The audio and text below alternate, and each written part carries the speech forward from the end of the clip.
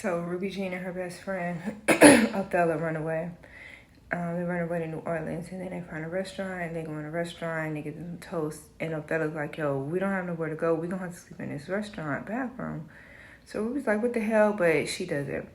So they go to sleep in the restaurant bathroom, and then the owner comes in, and he's like, what the hell are y'all doing on my floor? And Ruby's like, look, we didn't have nowhere to go. We came to New Orleans to find jobs and husbands. Excuse me. So the man started laughing. He like, first of all, I knew your ass was crazy when you said, I'm trying to find a job. But then you're going to say, a husband? I know you crazy. Then he says, let me give y'all some advice. Us men is interested in hips, lips, and fingernail tips when it comes to women. Most men, not me though.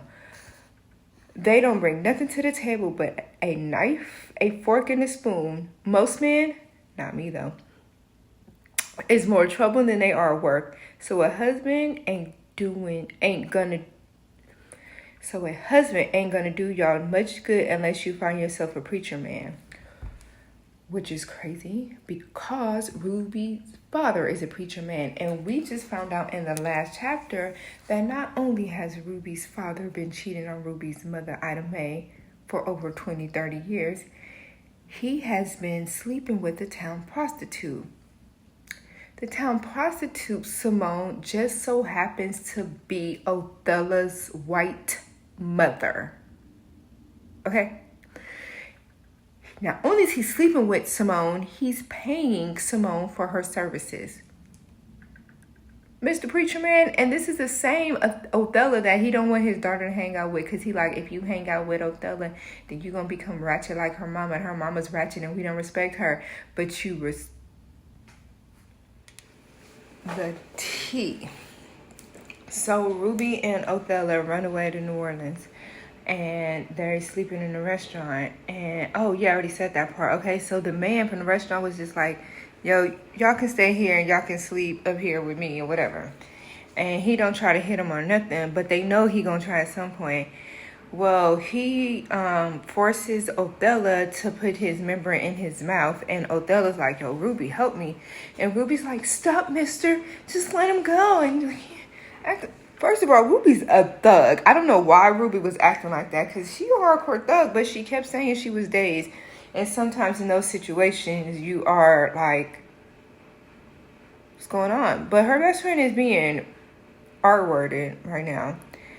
So Ruby's known for carrying a switchblade with her. So I'm reading the story like, when the hell is she going to stab him? I'm sitting there like trying to hurry up and speed read like Ruby stabs him. When does Ruby stab him? And she said, all right, old man, you asked for it, Ruby warned.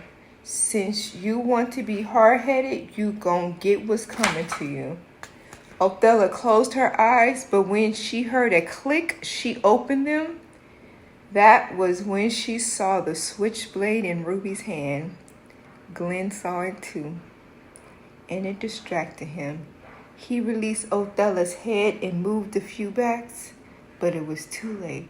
With one mighty swoop, Ruby cut off his dick. I don't know, that's why I wish you would rape my motherfucking best friend, because I'm cutting off your dick and your balls, and I'm going to put them in your mouth. I've been so caught up reading this damn book, I forgot to give y'all the update on the book. So Ruby and Othello end up working at Miss Maureen house, and Miss Maureen has a whole house. So now Othello is a whore. She doesn't want to be a whore because her mother was a whore, but she knows that she can do it. So she says, I'm going to do this only for a little while, but I want to be a real woman. I don't want to be this kind of woman, but this is what we got to do. Ruby, unfortunately, is unattractive, so she's... Maureen's are like, yo, nobody's going to sleep with you, so you got to, be a mammy. And the only reason why Ruby's cool with it, because Ruby just had a baby, and she doesn't have that baby anymore. So she's like, oh, I get to hang out with babies, so I don't care about being a mammy for now. So anyways, blah, blah, blah, blah, blah, blah, blah, blah. So at some point, Ruby tells Miss Maureen that she knows about the virgin trick. And she was just like, I think we can run game on these dudes and tell them that I'm a virgin, and they'll pay you double. So now she's getting paid $400 for these men to virgin. So they all know she's 15. This is what's disgusting. These men know that she's 15, but they're paying extra to take her virginity.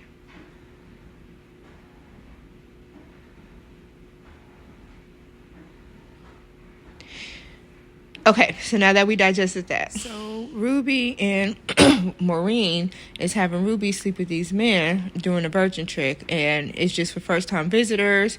It's just for newcomers. But what happened was, I forgot the dude's name. Person number one told person number two, like, oh, I was just at so-and-so's crib and she had this virgin there, and, you know, she looked like this, and that. Then he was like, oh, she got a whorehouse, let me go there. And then he was like, yo, you got a virgin? And then she was all like, yeah, I got a virgin. And then brought the same virgin. He was just like, how the fuck you bring me the same virgin that my boy just busted? What kind of shit? So he got a Ruby. Ruby's in the room locked up, so he got the door locked, beating Ruby's ass. And the other hose is at the door. Miss Maureen and hose is at the door, like, yo, open the door. He not letting him in. He's sitting there whooping Ruby ass because he's like, you ain't no damn virgin. So after he done whooping Ruby ass, he opened the door. Miss Maureen come in and is like, yo, what's going on? And she wanted to get Ruby, and he was like, you running a scam on me, and beats the shit out of Maureen too. Girl, they both got their ass beat for running a virgin scam. And I feel him, like, that was wrong. Like, I wouldn't have hit him, but this is back in the day where men was beating women, and it was just out of slavery. So, of course, he was going to react that way. So, I feel him like, yeah, you should have did that. That's crazy. And then, so, Ruby's like, oh, I'm about to go whip his ass. So, Ruby's on the way to go whip his ass. Well, after this all happened, Ruby convinced one of the hoes to take her over there to whip his ass. But then the hoe, on the way there, she finally realized, like, yo, this is going to be bad because Ruby's black. And she's not going to just talk to this man. Some shit's going to pop off. And I don't want to bring this black girl over here and have this problem. Like, you know. So she was just like, Ruby, you're black. And I don't want to put you through this. Like, you know what's going to happen to a black girl if this happens. Like, I feel you. We hoes. And we deserve respect. But, nah. So Ruby's like, all right, you can take me back. But Ruby's plotting in the back of her mind. So I'm not even tripping because I know Ruby going to go over there and bust his ass. So the next day, Maureen is all about her money. So Maureen's like, oh, well, we going to open up the whole house and y'all still going to be nasty and do all this stuff. And they was all like, yo, you think we should give it a break? She was just like, no, if it ain't about the money. You know what I mean? T.I. was playing in the background. So she was like, I got to do what I got to do. She shouldn't have did that because he was a nigga. The man who whooped they ass came back. And so he knocked on the door, and then so Maureen was like, all right, I'll get the door. Y'all go do what y'all do. So everybody went to go do what they do. Next thing you know, they hear her screaming, and he's on top of Maureen whooping her ass again. So now this time all the girls are there, so all the girls is jumping in like, yo, you about to whip her ass. So all the hoes is whooping his ass. And the hoes is whooping his ass, and he sees Ruby, and he's like, yo, I ain't forget about you. I'm still gonna come for you, run the game on me, whatever. So now, Ruby's just like, yo, Fat, whatever her name is, Fat Tony, take me back to his house now. Fat Tony is a white woman. However, she knows that Ruby's in charge. But she just pulls a I'm a white woman in charge card. But she fucking knows that Ruby's in charge. So she's like, she's talking to somebody. And Ruby's just like, did you hear me? Now. So Fat Tony goes to get the key. Because she know Ruby's about that life. So she know if you don't let me fuck him up, I'm fucking you up. So Fat Tony go get her keys. Ruby get in the car. Of course, Othello get in the car. And then the other hoes get in the car, too. They was like, oh, we going. The whole time, there was another mammy named Mazel. Mazel was a hating-ass bitch. She's still a hating-ass bitch. But she's like, yo, I want to get in the car, too. And it was like, nah, you got to stay here because somebody got to take care of Othello. And she not really one of them. She not a hoe. She just, you know, she a housekeeper. And she just so uppity. Like, she's a bougie slave. And it's just like, what the fuck? But anyways, I just remember why I was trying to catch y'all up, because I wanted to tell y'all. So while all this was going on, there was a doctor. Dr. White was in. Okay. Dr. White was there. The guy, number 2, he's a lawyer, okay? So all of these is high-end niggas getting prostitutes. So, Dr. White is there.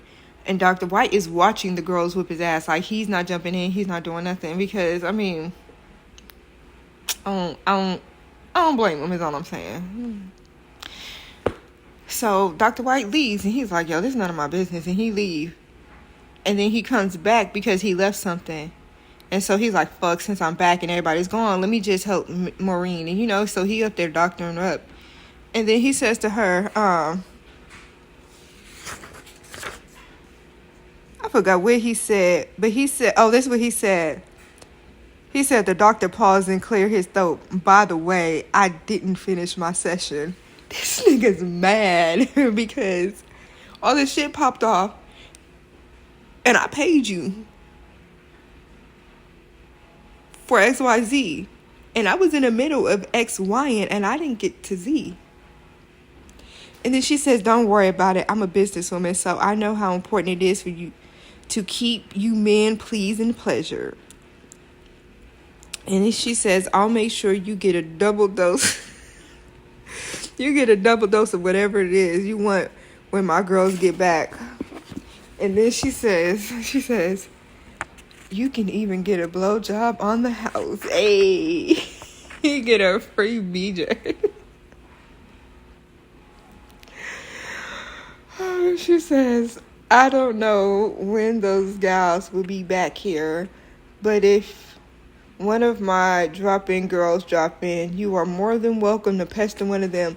For the record, it's definitely pestering at this point. You see all this bullshit that's going on, Dr. White, and you still trying to get your 2-for-1 coupon right now, sir. You can't come back this weekend and be like, hey, how you doing? You don't even have to bring it up. She know why you here. She knows she got you a free blowjob in the back. She gonna tell one of the girls like, hey, go line them up real quick.